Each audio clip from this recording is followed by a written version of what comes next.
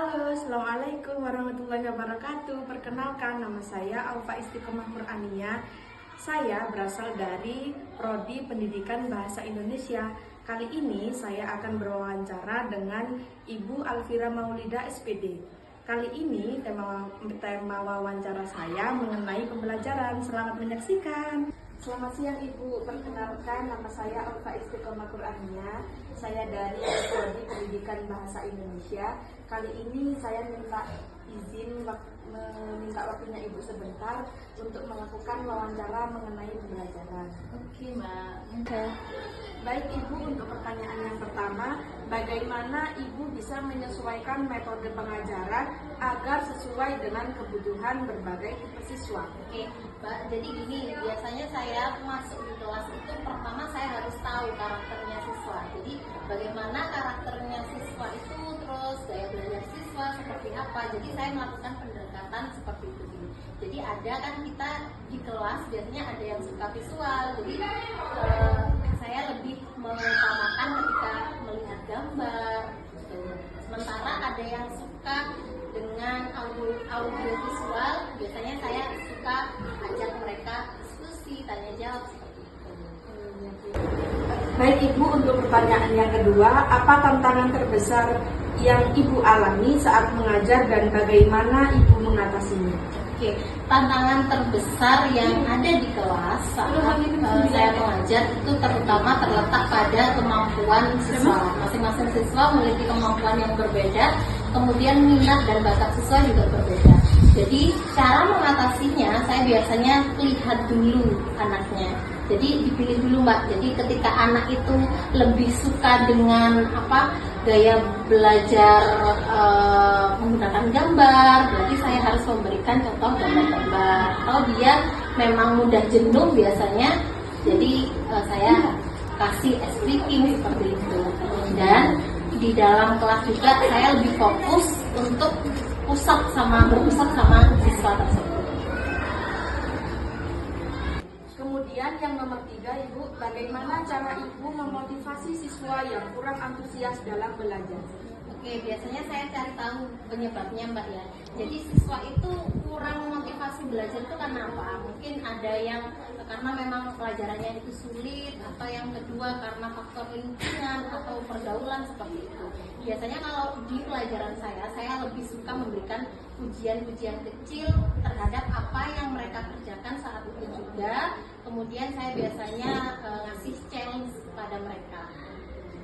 Kemudian bagaimana teknologi Ibu yang bisa Ibu manfaatkan dalam proses pembelajaran?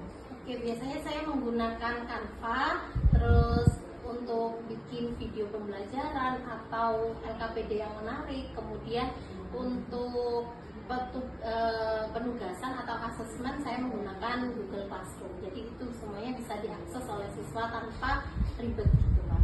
Selanjutnya Ibu, apa pendekatan yang dapat Ibu lakukan untuk memastikan bahwa setiap siswa dapat mencapai potensi terbaiknya? Oke, biasanya saya melakukan pembelajaran berdiferensiasi ya. Jadi di situ antara konten, proses semuanya jadi satu. Ibu, selanjutnya apa pendekatan yang dapat Ibu lakukan untuk memastikan bahwa setiap siswa dapat mencapai potensi terbaiknya?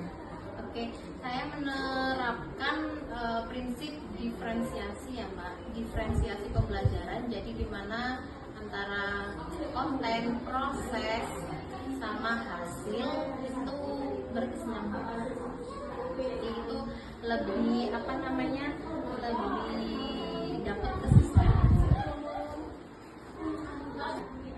Baik Ibu, bagaimana pengalaman Anda berkontribusi dalam pengembangan kurikulum di sekolah? Oke, jadi saya aktif Mbak tergabung untuk penyusunan modul ajar, perangkat pembelajaran, serta sekarang kan menggunakan kurikulum merdeka. Jadi ada penyusunan ATP juga, itu saya aktif di situ bersama guru-guru semuanya. Baik, selanjutnya Ibu, menurut Ibu, apa keterampilan yang paling penting untuk diajarkan kepada siswa di era sekarang? Oke, keterampilan yang paling penting diajarkan untuk siswa di era seperti ini, yang pertama itu jelas kemampuan berpikir kritis, kemudian kolaborasi, komunikasi, serta kerjasama. Itu sangat penting untuk kehidupan era sekarang dan yang akan datang, karena nanti itu sebagai bekal siswa kami ke masyarakat. Untuk selanjutnya, menurut Ibu, apa peran seorang guru di luar pengajaran di kelas sebagai seorang pengajar? Oke. Jadi untuk di luar kelas ya, guru itu selain dia menjadi sosok pengajar, dia juga sosok motivator, dan dimana sikapnya para guru tersebut dijadikan contoh juga buat teman-teman, buat anak-anak kita, supaya mereka bisa lebih baik mencontoh kita. Dan guru juga berpengaruh penting saat kolaborasi antara wali murid juga sebenarnya, karena karakter siswa di sekolah jika disampaikan di wali murid itu nanti akan dibantu untuk mendukung jika ada siswa yang kurangnya motivasi bisa didorong di rumah. Baik, Ibu, untuk pertanyaan yang terakhir, bagaimana Ibu dapat mengukur keberhasilan hasil belajar siswa secara menyeluruh? Kalau siswa, karena kemampuan tiap siswa itu berbeda, jadi kita itu tidak hanya mengukur keberhasilan seseorang dari bidang akademiknya, tetapi juga dari aspek akhlak, terus aspek sikapnya juga, serta aspek-aspek di bidang yang lain. Ya, Bu.